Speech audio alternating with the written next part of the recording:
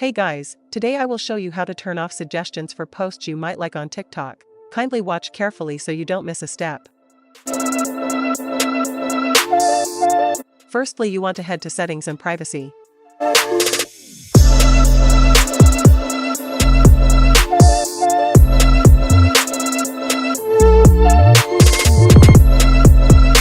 Now scroll down to Notifications.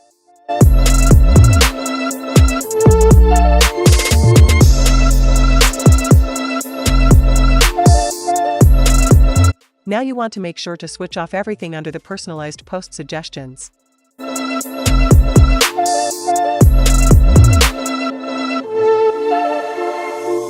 As you can see, we have successfully disabled suggestions for posts you might like. If this was helpful, please leave a like and subscribe for more.